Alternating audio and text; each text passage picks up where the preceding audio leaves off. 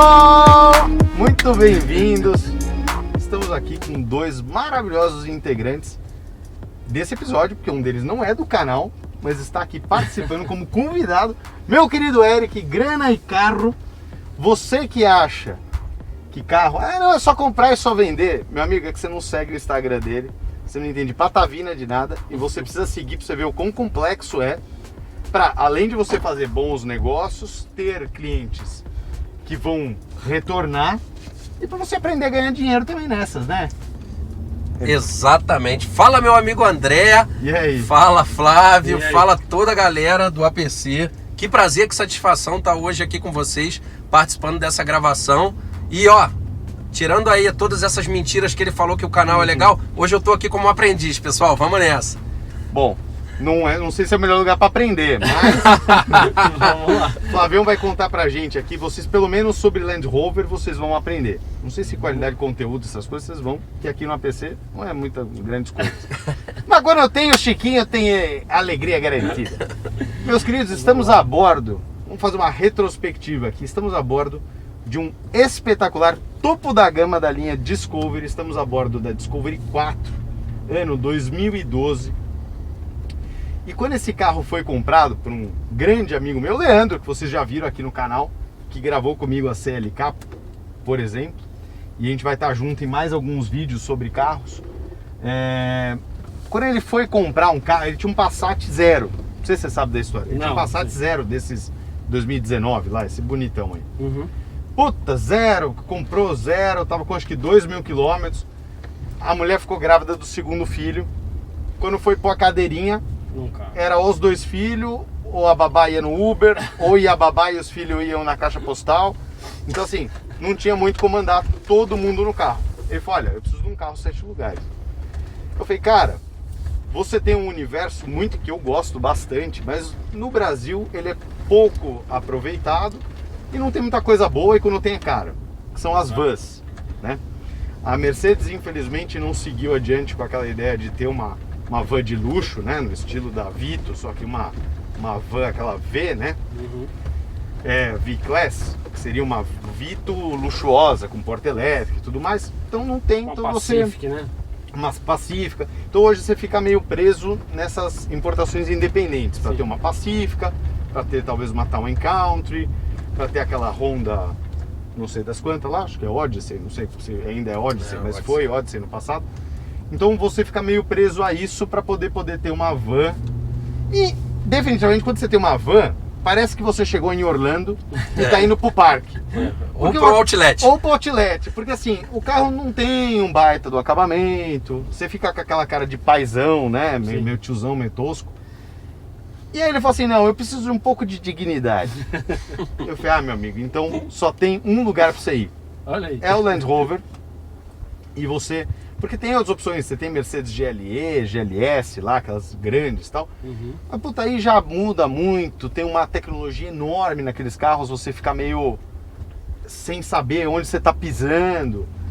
E aí a gente pegou e começou a fazer uma busca na linha Land Rover e definimos que ia ser a Discovery.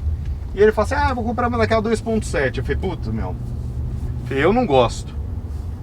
Acho ela xoxa, motor diesel barulhento, não gosto muito. A 3.0 já é bem mais interessante.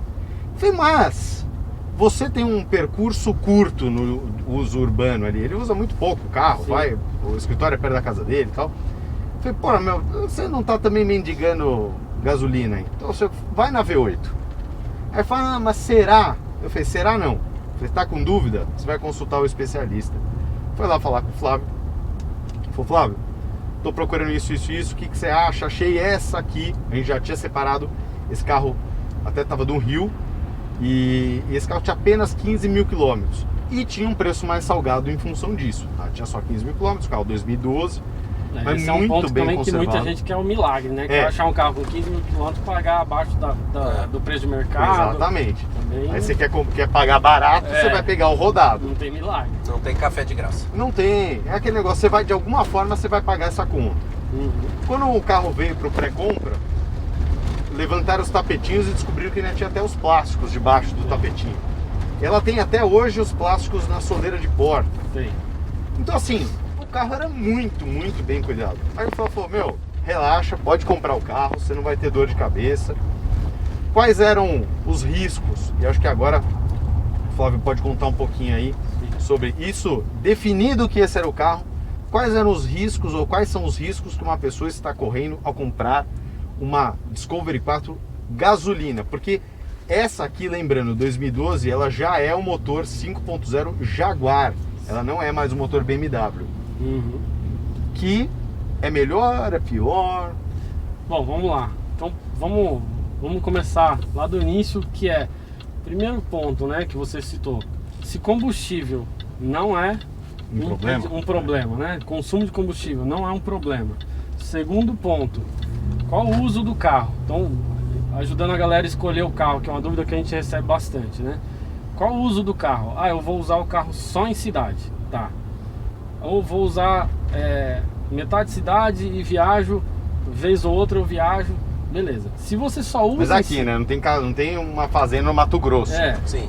Viagens que você vai fazer uns tirinhos de 100, 200 km já é o suficiente. Eu acho que ela já credencia para você ter uma diesel. Agora, se você só usa o carro na cidade, eu já indico a gasolina. Por quê? O diesel tem aquele problema da carbonização. Nas diesel, o carro precisa de condições de estrada para que ele faça a regeneração dos filtros de partícula, EGR, componentes dos gases aí, do sistema de gases do carro, para que ele carboniza. Se você usa só na cidade, ele não consegue fazer essa regeneração. E aí, quais os sintomas? O carro pode dar desempenho limitado. Se você conseguir levar o carro para a estrada, pode ser que resolva, senão vai ter que levar para a oficina para a gente tentar fazer a limpeza. E em último caso, se a limpeza não resolver, aí é a troca dos componentes, aí a brincadeira fica cara, né? Então a conta aí não vale a pena ter o diesel correndo esse risco.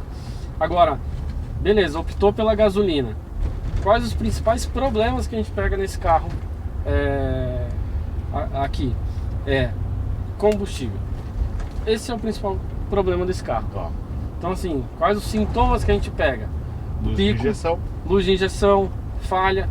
Por mais que esse carro aqui, tem muita gente que nem percebe que o carro está falhando, porque é 8 cilindros, se está um falhando... ele ainda tem força. Se você não é muito ligado no negócio, você não percebe que o carro está falhando um cilindro, né?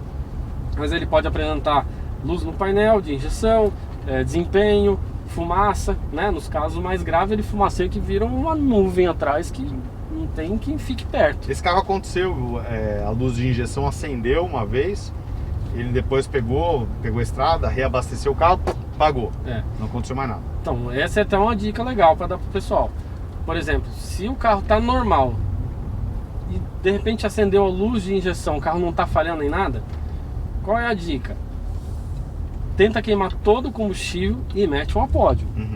Então esse é um carro que não precisa necessariamente, lógico, se você tiver condição de usar só pódio, obviamente é melhor, né? Nós estamos falando de um carro de 375 cavalos, então o motor tem força, ele só não tem o supercharger das Range Rover Sport, que já vai para os seus 510 cavalos, mas é o também mesmo... é aquele negócio da balança, né? Quando tem o supercharger, mais diversão, mais problema. Sim, Aqui é menos diversão, mas também é menos problema, né?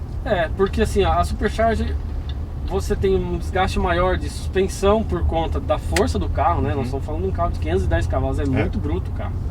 Né? Ele é um carro que chega... Essa daqui já é um pouquinho mais suave, mas a supercharger, ela chega a ser um pouquinho chata, às vezes no trânsito, porque você fica dando cabeçada. Se encosta, ela dá um... Ela é delicadinha assim, e qualquer coisa que se acelera, ela já tem muita força. Exatamente. Então, essa é uma dica aí pra galera. Acendeu luz de injeção, troca combustível, põe um apódio, roda uns 2 tanques de pódio, né, para o sistema fazer uma limpeza e ver se resolve o problema. Mas o carro, por não ter supercharger, ele tá longe de ser fraco. Não, ele é muito forte. Você resvala aqui no acelerador, ela é muito forte. Ele é muito forte. E o legal, né? Esse carro ainda, ele é no câmbio 6 marchas. Isso, ZF de 6. Então ele não sente a falta de mais marchas. Ao meu ponto de vista, ele é bem acertado o carro. O carro, sabe, realmente bem interessante. Assim, um custo-benefício legal. Você vê que ele tem uma faixa de valor legal. E óbvio, nós estamos hoje no exemplar, né? Você falou, comprou com 15 mil, mas o carro ainda tá muito novo. O carro tá com 38 mil quilômetros. Né? Você vê que o carro não tem um barulho, não tem nada. Não, é impressionante. Então, assim, achar um igual esse é fácil? Não é. Mas existe. O Eric que tá bastante nessa área da comercialização, e eu vejo você falando muito sobre Land Rover, né? Sim. Então, é difícil achar um carro nesse estado, né? Eu vou até fazer um caminho um pouco mais longo aqui, porque a conversa nossa tá boa. Vou fazer um caminho mais longo. É difícil, André, mas existe, é o que o Flávio falou, né? A gente não pode comprar um carro desse na empolgação, né? Esse carro não combina com emoção. Eu digo emoção na hora de comprar. Sim. A gente tem que seguir numa compra racional. Mas se a gente tiver disponibilidade de esperar o carro certo, é um tipo de carro que a gente acha, né? São poucos que existem, mas existem carros que sejam diferenciados. E aí quem compra um carro diferenciado, o prazer fica muito grande, né? A pessoa acaba tendo um produto, um material que entrega muito. O Leandro comprou esse carro e é o que ele fala. Ele falou, cara, eu pego estrada, então, com 2 filhos, com babá, com às vezes o sogro, a sogra, que tem a terceira fileira de banco. Ele teve algumas coisas de manutenção, que ele teve o negócio da luz da injeção que acendeu, pneu, porque o carro é 2012, o pneu depois começou a descamar, ele percebeu isso. E freio, disco de freio que uma vez trincou um disco. Então ele acabou fazendo depois a substituição. E fez o negócio parece com umas buchas que trocou pela bucha de blindado, né? De poliuretano. Sim, as buchas de suspensão. Mas olha que espetáculo que, ó. Ronco bonito, cresce linear. Porra constante, né? Mas olha. Não na mesma proporção, mas ele lembra, você que curte as Mercedes, a C63. Exatamente. Ele lembra, parece um V8 de Mercedes, porque estamos falando de Jaguar, aquele negócio, estamos andando numa perua XJ. Isso. Então assim, é um espetáculo esse carro. Então é um carro gostoso, e você dificilmente vai encontrar uma van, um outro carro desse porte, com painel em couro, pespontado, as portas todas revestidinhas, madeira em tudo quanto é lugar. O acabamento desse carro é primoroso. Sim, e aqui ainda as V8, elas vieram na versão HSE. Então, que é a top de linha. É a top de linha. Então os bancos elétricos, né? Tem toda... 3 fileiras de teto solar. O carro tem um luxo também bem interessante, um nível de conforto excepcional, do meu ponto de vista. Bem interessante. E o curioso é que a gente está falando de um carro que está indo aí para 9 anos, né? Exato.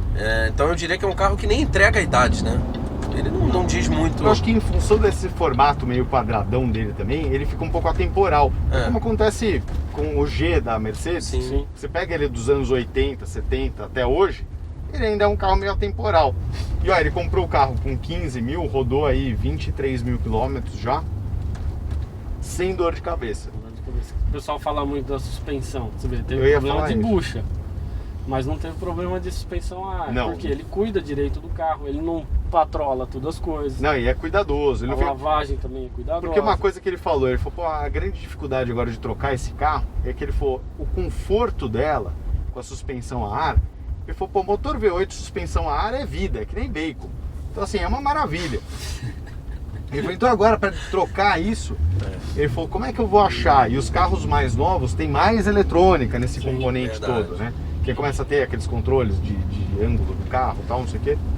Esse carro ainda é tranquilo, né? Mas com todo o conforto necessário. Eu acho que hoje o pessoal ainda fica assim, mas será se vou pro Land Rover? Olha, se você estiver escolhendo o Land Rover certo, você não vai ter dor de cabeça. E aquele negócio, motor diesel também é muito bom, mas depende do uso, como é que o cara cuidou do carro. Eu tenho amigos que têm até a Freelander diesel e não tiveram problema. A gente estava agora na oficina até comparando duas Freelanders, né? Uma 2012 com 120 mil quilômetros, o carro muito inteiro. Para falar que não tem nada, o carro tem um vazamentinho no retentor lá, só, mas 120 mil quilômetros, mas inteiro, liso. Aí tô com a outra, que é 2014, com 50 mil quilômetros, cara, cheio de coisa. O carro tá detonado. Por isso que eu falo, eu que tenho comprado muito carro velho, eu não ligo pra quilometragem, cara. É um negócio que assim, bom, acho que a mais rodada que a gente tem, acho que as 3 Mercedes dos anos 90 lá que a gente tem, são na faixa de 250, 260 mil quilômetros. Eu prefiro que seja assim, porque, por exemplo, quando eu comprei minha piruazinha, um amigo meu tinha uma com 12 mil quilômetros, 98. Ele mesmo tá usando o carro e falou, puta, eu não aguento mais trocar mangueira.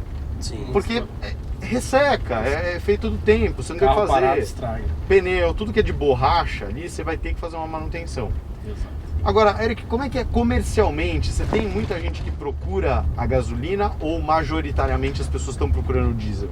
Olha, é curioso, né? Porque as pessoas ainda não entendem muito essa questão da utilização. Tá. Né? E aí a conta fica muito em cima do... Quanto faz por litro? Ah, e quanto custa o litro da gasolina e do diesel? Ah, então eu vou no diesel. E as pessoas não avaliam, por exemplo, que o seguro do diesel tende a ser mais caro. O carro é mais caro. O carro é mais caro.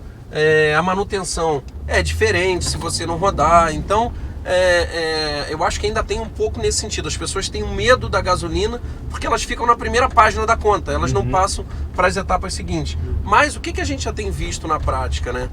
Que com a disseminação da informação, com as pessoas buscando mais informação, já tem muita gente abrindo o olho realmente aí para os carros a gasolina, que era um verdadeiro mito, né? Não, mas como que eu vou ter um carro que faz, poxa, 5 km com litro, 4 km com litro? E aí quando você para e faz a conta toda, você vê que encaixa no bolso. Então, comercialmente, André, tem aumentado a procura.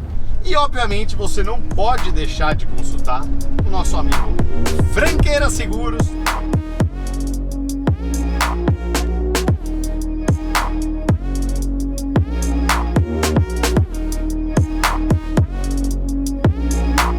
A vantagem da gasolina, realmente, para quem tem esse uso esporádico aí, trajetos curtos e tal, o fato é, um carro desse que vai fazer seus 5, acho que a realidade dele na cidade é isso, 4,5 até 5,5, dependendo do seu pé, Sim.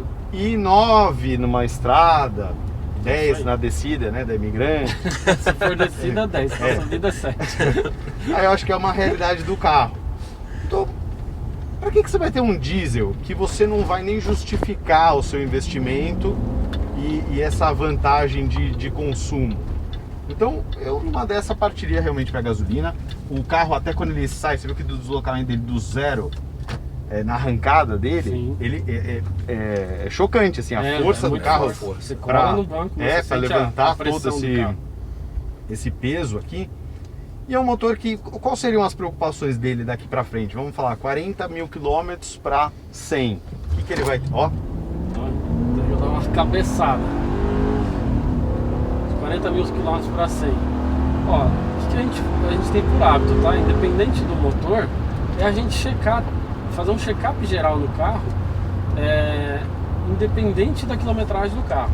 Tá. Eu não gosto muito dessas listinhas, com tantos quilômetros você troca tal coisa. x.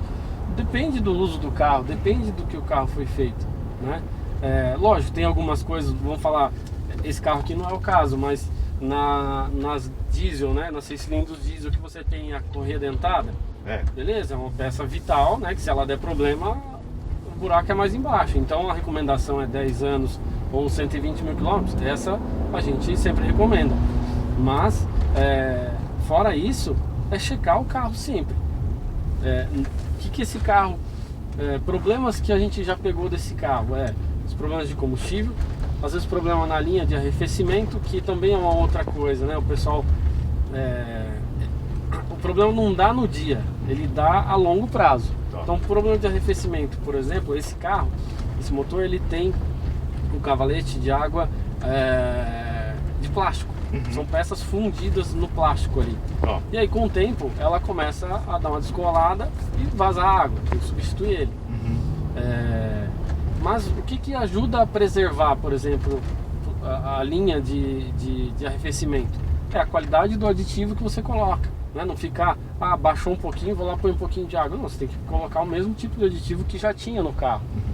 De vez em quando é interessante fazer uma troca do líquido do arrefecimento, faz uma limpeza e troca, coloca um aditivo de qualidade. Então isso vai mantendo a longevidade. Os principais problemas que a gente pegou nesses carros são referentes a isso. Tanto é que eu tô com uma lá na oficina igual a essa, dá até dó, porque o carro também tem pouco rodado, acho que está com 60 mil quilômetros. Nós estamos fazendo os cabeçotes do carro, porque ferveu. Pelo que a gente investigou, dá a impressão de que fizeram essa troca do cavalete e acredito eu que possa ter ficado ar no sistema e o carro ferveu e queimou junto. Puta que merda. Só que para isso nós tivemos que descabina o carro, arranca 2 cabeçotes, retífica, pensa o custo, o tempo e a trabalheira num carro pouco rodado, sabe? Um investimento alto para a quilometragem do carro, é uma coisa que você não estava esperando. Exatamente. Não é comum, não tem essas coisas, não é. Você não vê isso todo dia. Esse caso é o primeiro, falar bem a verdade. Que a gente pega. E mitos, toda vez eu falo isso, mitos do negócio da suspensão a ar. Ah, não, porque é caríssimo. Olha, hoje em dia não é, viu? A manutenção muitas vezes das bolsas pode sair mais barato do que um amortecedor desses com um pulso elétrico ali. Então, se você... Tudo bem, o comum pode ser muitas vezes mais barato, mas o fato é que aqui você muitas vezes consegue remanufaturar as borrachas, as bolsas e tal. Então, às vezes pode sair mais barato. É óbvio que se tudo acontecer de uma vez só... Eu falo assim, né? Tem os mitos do mercado, né? Um deles é isso, das bolsas. Eu já até te falo qual que é o número mito do mercado. 10 a 12 mil reais cada bolsa. Não é.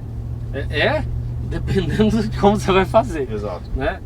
Por exemplo, a gente já arranca o conjunto, eu mando para uma fábrica e a gente fala remanufaturado a bolsa, mas na verdade a bolsa toda é nova, a borracha é 100% nova. Então faz a desmontagem, o sistema troca. é remanufaturado. Né? Exatamente. Então a gente aproveita a carcaça de metal de fora, mas troca batente, troca conector, troca a bolsa, troca tudo. Só que isso tem um custo bem mais interessante. O fato é que é um carro que as pessoas vão se surpreender, porque quando você sou pai, tenho 2 filhos, não sei o que, a mulher, a babá, você fala assim, puta, eu tenho que virar um merda agora, porque eu tenho direito a me divertir. E quando você tem esse carro, e aqui a alegria tá aqui ainda, ele tem um ronco gostoso, o carro é legal, ele é divertido, ele é bem acabado, ele tem apesar da tela dele ser um pouco mais antiquada, mas tem bastante interação já com o celular, você consegue fazer espelhamento, inclusive aqui do celular, com Apple CarPlay e tudo mais. Sim. Então assim, é um carro muito completo e eu efetivamente recomendo, se a pessoa está procurando um carro desse, vai conhecer, cuidado, né? Veja uma bem cuidada. Primeiro é o cuidado no carro que você está vendo, né? Avalia bem o carro, pega um profissional para avaliar o carro, né? Que entenda do carro. E outra, entenda o uso que você vai fazer do carro, é aquilo que a gente conversou. Muitas vezes a pessoa quer um carro que ela às vezes subestima ou superestima um carro para o uso que ela vai fazer. E às vezes ou gasta demais com um negócio que não precisaria para ter a mesma coisa ou algo até melhor, né? Então é entender o uso, né? A gente trabalha muito nessa linha de... Eu sempre falo da proposta, né? Se o carro está dentro da proposta do teu uso, se é o que você vai precisar, você vai atender tua família. E um ponto legal, né? Só quem já andou, quem já teve uma Discovery 3 ou 4 que sabe de fato disso. O pessoal olha, nossa, mas o carro é muito grande para usar na cidade. Esse carro, por incrível que pareça, ele é mais fácil de colocar em qualquer vaga do que diversos. Para você, a grande maioria dos carros. Acho que até por conta dessa... Como ele é muito... Ele é quadrado, reto, você vê tudo. E os vidros são muito grandes. Ele tem uma área envidraçada grande. Mas apesar de ter uma área envidraçada grande, você não tá naqueles carros meio defasados, que a janela é mais baixa. E ele é um carro com muita presença ainda, né? Ele é bonito. Você chega no restaurante, você ainda tá bonito, ainda tá de doutor lá. Você ainda chega bem, O manobrista ainda vem te atender. Não, ainda te param na porta do restaurante. Ele deixa lá, ele não leva para esconder na quadra seguinte. Então assim, é um carro bacana. Para quem talvez não precise dos 7 lugares, aí pode até ir para uma Range, né? Pode entrar na gama das Range Rovers. Mas efetivamente, quem precisa de espaço para um pouco de bagagem, ou por exemplo agora, né, que a gente está com o banco baixado, se você baixar essa segunda fileira aqui, ele vira um furgão. Então assim, o Leandro já carregou um monte de coisa aqui, inclusive na mudança dele. Pra galera que gosta de aventura, que é um casal, por exemplo, vira uma cama aqui, tranquilo. É um espetáculo esse carro. Tranquilo, ainda a única coisa vendo as estrelas ainda. Não tem um tetão. Não, tem 3 tetão. Então, assim, e é difícil, hein? Você não encontra muito 3 tetão no mercado. E a única coisa dela que não tem tanto luxo é que a persianinha é manual. Mas é uma coisa menos para dar dor de cabeça, você não vai se irritar com isso e vai se divertir aqui com todos esses acessórios e controles de ar-condicionado, som Harman Kardon. Enfim, você está no mundo premium e você vai saber que você é especial. Então não deixe de consultar o estoque do Eric, pode ser que ele tenha um desse à venda, a First para poder falar para você, puta, você tá com o carro certo? É esse aqui que vai atender o que você está precisando? O que a gente vai ter que investir aqui? O que está previsto nas próximas manutenções? e aí você vai ter alegria, porque quando você está com a sua família, o importante é você não ter dor de cabeça, porque uma vez que você tiver dor de cabeça com a tua família, nunca mais você tem um restinho de dinheiro. Exatamente. Comprou o carro errado, a confusão tá armada. Tá zedado. Certo? Certo. Eric, muito obrigado. Espero que você venha mais vezes para participar aqui com a gente. Eu que te agradeço, André, a você, a toda a equipe do APC, que eu sou fã pra caramba. E vambora, é só o começo. Visão mercadológica dos carros. Consulta esse cara aqui, que é ele que vai te falar se você tá no caminho certo, tá no caminho errado. E cuidado onde você leva fazer manutenção do seu Land Rover, viu? Tem muito especialista que não entende patavina, viu? Cuidado. Valeu, pessoal. Um abraço.